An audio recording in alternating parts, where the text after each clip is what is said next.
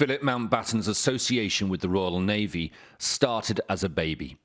In 1922, during the Greco-Turkish War, his family were exiled from Corfu on a British gunboat, HMS Calypso. 18-month-old Philip was, it's rumoured, smuggled out in an orange crate. He went straight from school into the Navy, and only a few weeks after that first meeting between he and Princess Elizabeth in Dartmouth, World War II broke out and Prince Philip was sent to sea.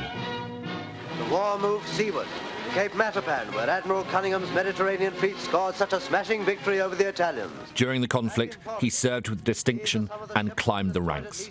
Most notably, he was mentioned in dispatches for his bravery during the Battle of Matapan.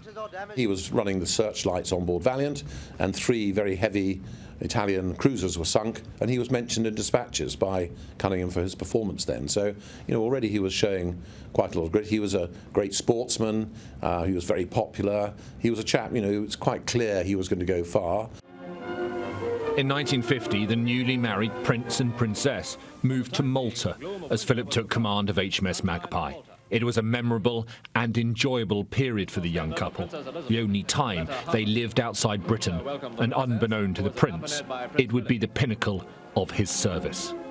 Commander Philip Mountbatten's naval career was cut short when King George VI died in 1951.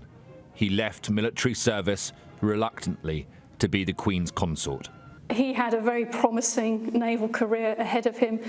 He started off when he was at Dartmouth being top cadet of his term. He'd had an extremely successful career. He could easily have reached the top of his profession. So particularly given how much he seems to have genuinely enjoyed his life in the service, to have to give that up at such an early age. I mean, obviously he must have known that he would eventually, but he can't possibly have imagined that it would be so early on in his career. We will never know how much it affected him, although he did once hint at some frustration in a rare interview. I could perfectly well go on with this, with the career. It didn't seem to, and it would have seemed to me would have been of great value to the Queen when she became Queen eventually, to have somebody who was, in a sense, professionally qualified at something and not just traipsing around. Although Prince Philip's military career was cut shorter than he would have liked, his association with the armed forces continued throughout his life. Amongst his many honorary appointments across the Commonwealth, the Duke of Edinburgh became Admiral of the Sea Cadet Corps, Marshal of the Royal Air Force, and Colonel-in-Chief of the British Army Cadet Force.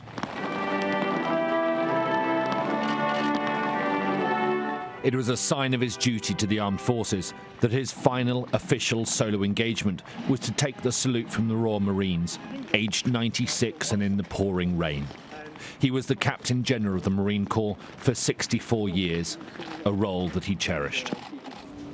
And the last time the Duke was seen in public was in the summer of 2020, when he stood down as Colonel-in-Chief of the Rifles and handed the title to his daughter-in-law, Camilla.